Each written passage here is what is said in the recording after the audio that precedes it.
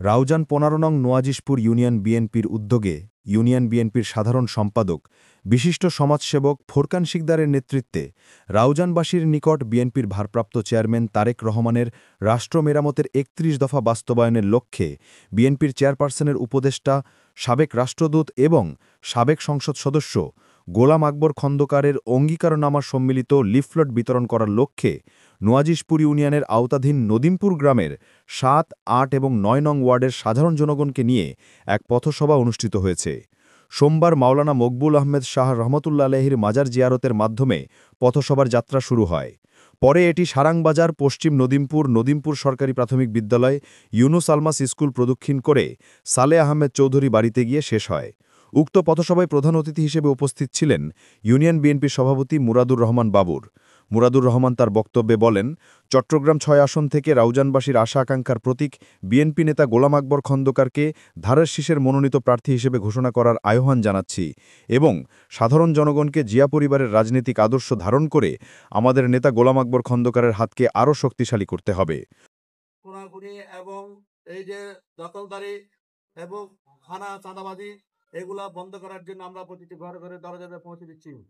আমার নেতা গোলাম আকবর খন্দকারের একটাই নির্দেশ, আমরা সামনে আর কোনো গুণাগুণী সন্ত্রাসী এবং চাঁদাবাজি চাই না। এই জন্য আমরা একটা ভালো মানুষ চাই, যে মানুষ হচ্ছে আমাদের গোলাম আকবর খন্দকার ভাই। উক্ত পথসভায় সাধারণ জনগণের উপস্থিতিতে বক্তব্য রাখেন নোয়াজিশপুর ইউনিয়ন বিএনপি সাধারণ সম্পাদক বিশিষ্ট সমাজসেবক ফোরকান শিকদার। ফোরকান শিকদার তার বক্তব্যে বলেন, রাউজানের জনগণ ফ্যাসিস্ট হাসিনার শাসন আর চায় না।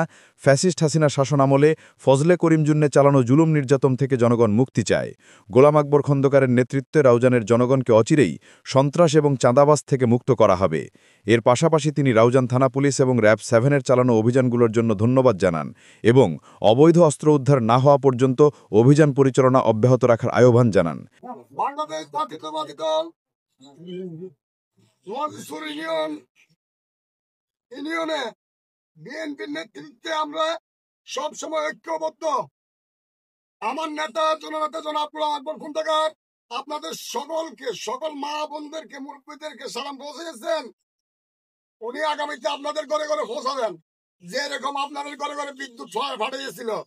এটা আমার নেতা জননেতা জনাব গোলাম আকবর খন্দকার 1991 পরে 19 জনের পরে উনি প্রতিটা ঘরে ঘরে বিদ্যুতের খুঁটি, বিদ্যুতের মিটার ফাটিয়েছিল মাত্র 120 টাকা। নোয়াজিশপুরে যেরকম উন্নয়ন হয়েছে পুরো রাজনে উনি 3 মাসের জন্য এমপি হয়ে ততটুকু তার সাথে বেশি উন্নয়ন করেছেন। তিনি 15 বছরে ভালো নাই। রাজনের মধ্যে যতগুলো বড় বড় ব্রিজ, কালভার্ট, এগুলো আব্দুল্লাহ নোমান এবং গোলাম আকবর খন্দকারের নেতৃত্বে হয়েছে।